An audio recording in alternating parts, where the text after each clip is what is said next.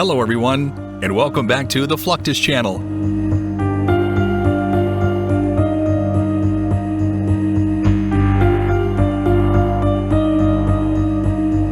Operation Deep Freeze, or ODF, is a series of United States missions in the coldest region of the world, Antarctica.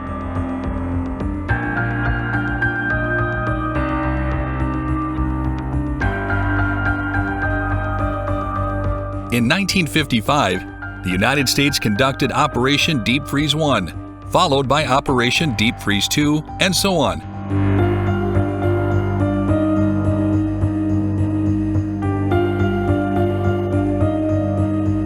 We do our part to help with logistics for the operation, getting scientists on and off the continent, getting them to and from deep field sites. We also do search and rescue and medical evacuations as well.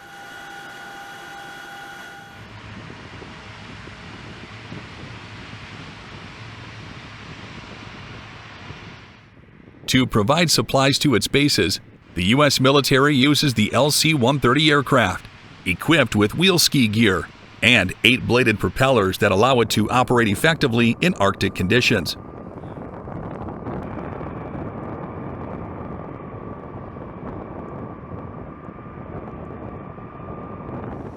With a wingspan of 132.6 feet, a length of 97.8 feet, and a height of 38.8 feet, the LC-130 can carry up to 92 passengers, 6 cargo pallets, or 16 container delivery system bundles.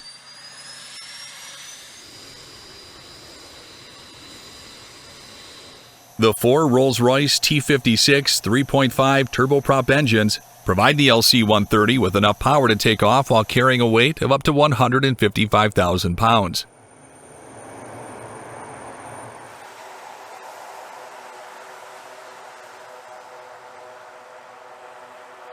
The pre-flight procedure of the LC-130 includes critical steps, like checking the rotation of the propellers, examining the exterior of the aircraft, and testing the electronics and control systems.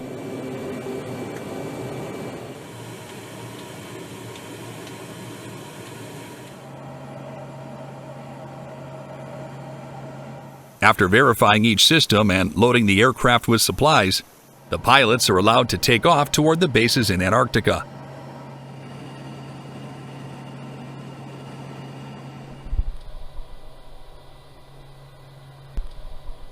In addition to 3 year-round research stations, the U.S. has set up a small research facility named NEAM Camp on the northern Greenland ice sheet.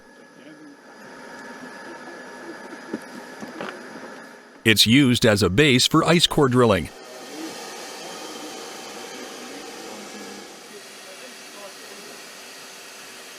The primary activities at NEAM Camp include drilling deep glacial ice cores and retrieving ice from the previous interglacial, the Eemian, which ended about 115,000 years ago.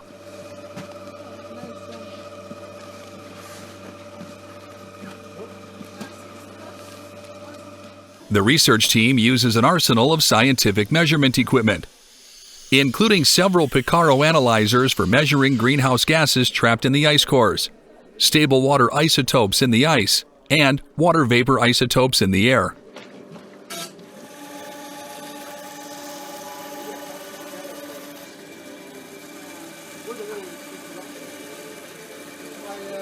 McMurdo Station is the largest U.S. research station in Antarctica. Hence, the U.S. transports supplies to this station annually.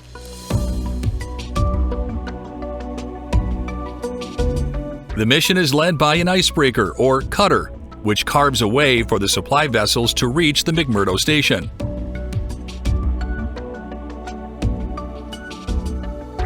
In 2019, the U.S. Coast Guard cutter Polar Star traveled through nearly 500 miles of pack ice and broke through 23 miles of fast ice to create a navigable path for 2 resupply vessels and 1 tanker to reach the McMurdo Station.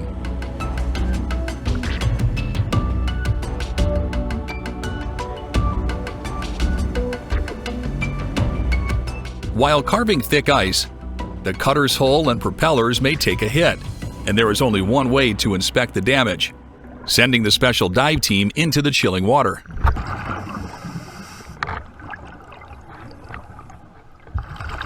On January 30th, 2015, 2 members of the military dive team were sent underwater to inspect the cutter's propellers while it was carving ice in the Ross Sea.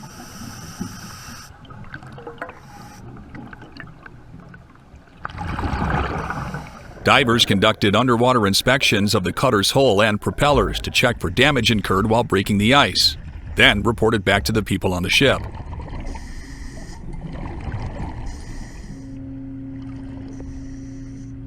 In the past, when the fuel tanker and cargo ship used to arrive at the McMurdo station, the cargo was offloaded via an ice pier, a large floating piece of manually thickened sea ice that is connected by cables back to the shore.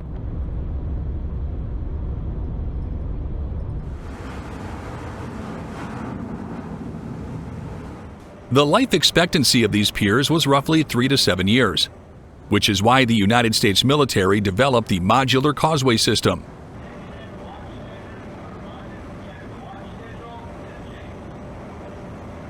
This robust system increases the efficiency of the offloading process.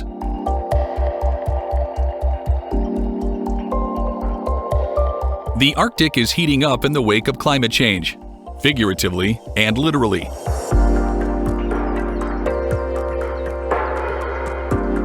Several countries, including China and Russia, pose a threat in Antarctica. Therefore, the U.S. military is trying to gather additional information about the region. In addition, the U.S. Armed Forces conduct several exercises in the region so that they can organize quickly for Arctic missions. I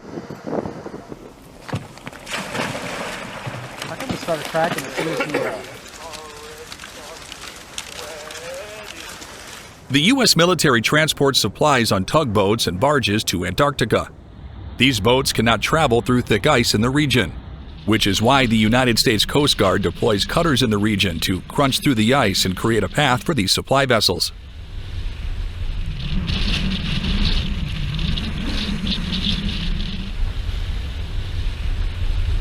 The cutter is equipped with heavily reinforced hulls and 3 aviation-grade gas turbine engines, which allow it to easily carve through approximately 21 feet of thick ice with maximum efficiency.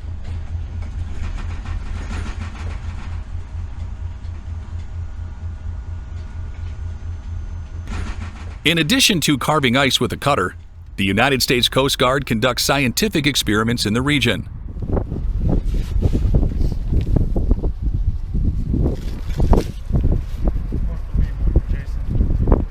In June 2013, the U.S. Coast Guard conducted a unique experiment using an HC-130 Hercules aircraft.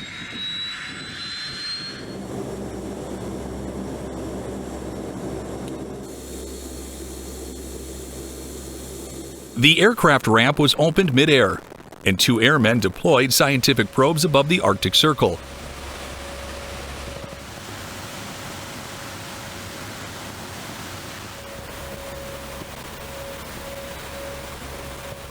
These probes measured several parameters of the water, including the temperature, salinity, and density.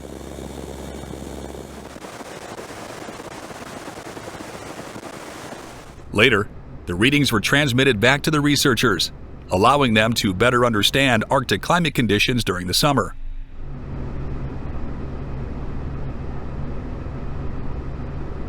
Another way of transporting supplies in the Arctic region is by releasing air packages from an aircraft.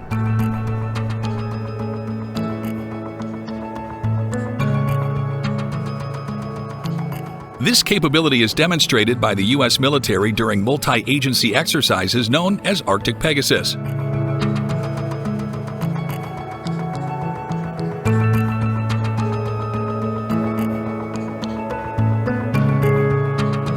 During this exercise, Arctic sustainment packages are deployed from the C-17 aircraft.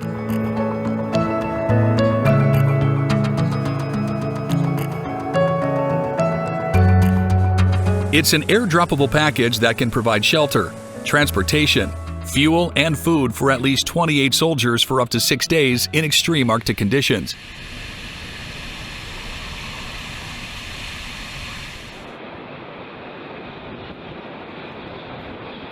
The package is stored inside the C-17's 88-foot long and 18-foot wide cargo compartment.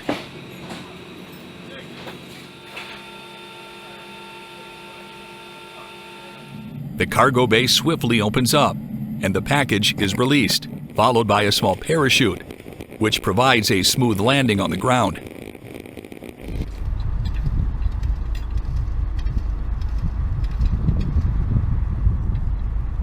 Additionally, the United States military is capable of deploying a small Arctic force for various missions, including fixed site security, humanitarian assistance, or support to civil authorities.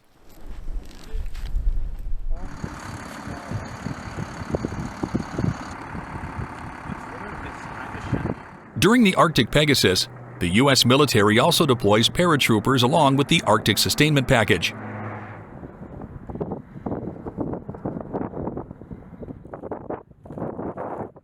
These paratroopers are trained personnel who board the plane in sub-zero temperatures and dive with almost 100 pounds of equipment.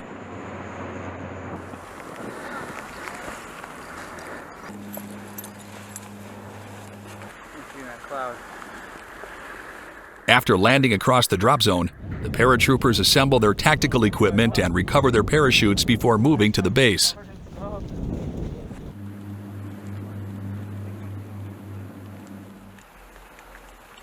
We did air insertion via airborne operations last night, did a heavy drop of a SUS-V, put a platoon on the ground from the 84th, and then worked through the night to recover that. Snow-covered terrains are challenging for large-scale military movements. Therefore, U.S. military personnel use snowmobiles to travel in the Arctic.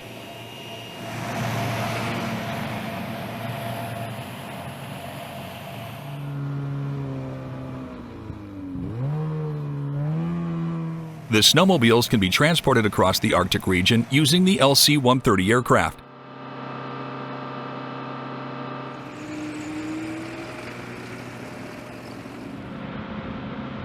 Initially, the airmen prepare the ramp of the aircraft to load the snowmobile onto the aircraft.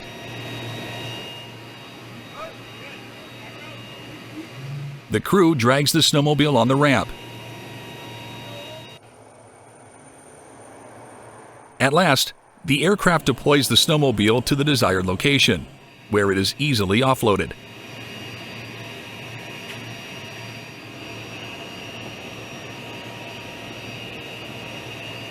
Snowmobiles extend the reach of the military units to places where it would take days to reach by foot.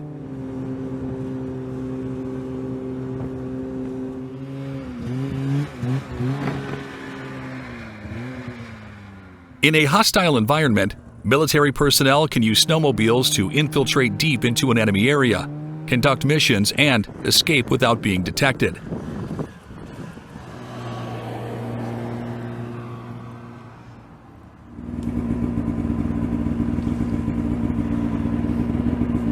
On the other hand, the paratroopers use snowmobiles for the casualty triage training, which enhances their ability to respond to emergencies and secure injured soldiers timely.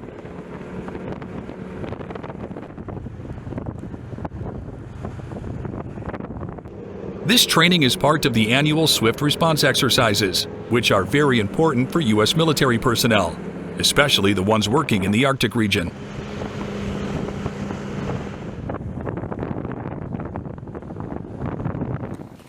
The Arctic is much more than just a frozen expanse. It's a dynamic arena where the United States is actively shaping its role, irrespective of the challenges posed by the harsh conditions.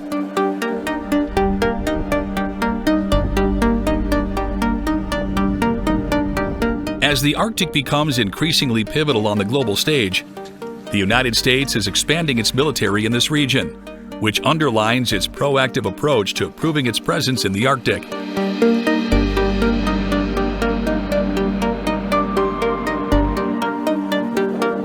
The U.S. military conducts several missions in the Arctic annually. These safeguard national interests and foster international cooperation.